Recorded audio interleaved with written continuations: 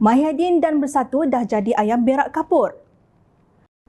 Hari ini, peranan Tan Sri Mahyadin Mat Yassin selaku pemimpin tertinggi Perikatan Nasional (PN) dilihat semakin tidak berfungsi. Ekoran Presiden PAS Tan Sri Abdul Hadi Awang dilihat sangat obses dengan bekerjasama bersama Tun Dr. Mahathir Mohamad baru-baru ini. Ternyata Abdul Hadi tidak boleh dipersalahkan kerana memilih untuk bersama Tun Dr. Mahathir kerana rekod prestasi politik Tun Dr. Mahathir adalah jauh lebih baik jika hendak dibandingkan dengan Mahyadin. Awal September lalu, Abdul Hadi mengetuai sekumpulan pemimpin PAS bertemu Tun Dr. Mahathir bagi membincangkan tentang pembangunan ekonomi di negeri-negeri yang dikuasai parti itu. Sejurus selepas itu, pada 14 September, Tun Dr. Mahathir diumumkan sebagai penasihat tidak rasmi kepada 4 kerajaan negeri di bawah PAS yang juga dikenali sebagai SG4. Pertemuan itu mengejutkan ramai pemerhati politik kerana tiada siapa menyangka Abdul Hadi mempunyai pandangan politik yang jauh. Ada pihak yang melihat bahawa Mahyadin sepatutnya meletakkan jawatan sebagai pengurusi PN apabila menyepikan diri berbanding sekutu mereka, PAS, yang bertungkus lumus membangkitkan isu-isu semasa sebagai pembangkang. Pengarah komunikasi UMNO Datuk Lokman Nur Adam berkata, sepatutnya Ahli Parlimen Paguh itu memberikan laluan kepada PAS mengepalai serangan.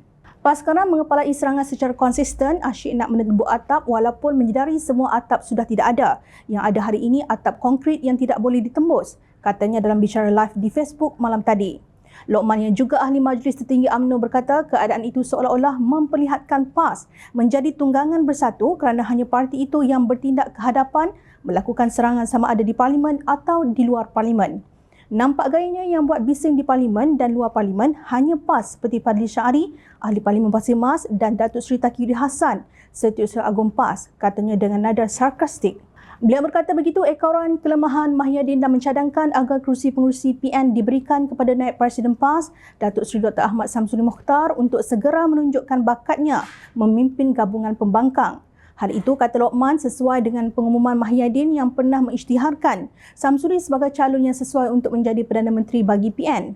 Jadi, janganlah nampak penipu. Beri laluan cepat supaya Samsuri boleh menjalankan tugas dengan efektif walaupun dia tidak ada masa nak buat kerja. Nak jadi Menteri Besar, Ahli Parlimen Kemaman juga jaga 4 portfolio kerajaan negeri, sinisnya. Menurut Lokman, pemimpin bersatu sekarang bersikap berdiam diri kerana mereka berada dalam keadaan panik apabila sedar usaha tebuk atap tidak akan berjaya. Sebaliknya, mereka yang semakin mendekatkan diri dengan golongan kluster mahkamah. Mereka senyap macam ayam berak kapur yang berani geng PAS yang tidak bersangkut dengan projek Tempatan Banjir, Jana Wibawa dan judi, maka bolehlah bersuara, katanya.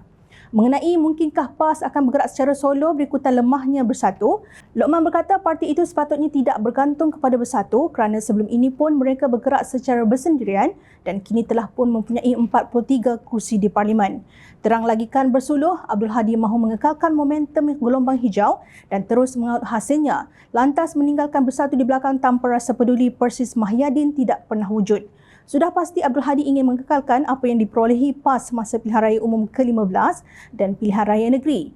Kini, Presiden Bersatu itu perlu bergantung kepada dirinya sendiri untuk melindungi kepentingan politik dan cita-citanya yang dilihat suram rentetan catatan kegagalan sebelum ini. PAS melantik Tun Dr. Mahathir Mohamad sebagai penasihat ekonomi SG4 dan bukannya Mahyadin yang merupakan bekas Perdana Menteri, kononnya bukan mahu memperlekehkan bapa perutusan khas itu. Ramai yang bertanya kenapa tidak dilantik Tan Sri Mahyadin. Ternyata kini Mahyadin hanya sekadar melukut di tepi gantang, masuk tak penuh, keluar tak luar.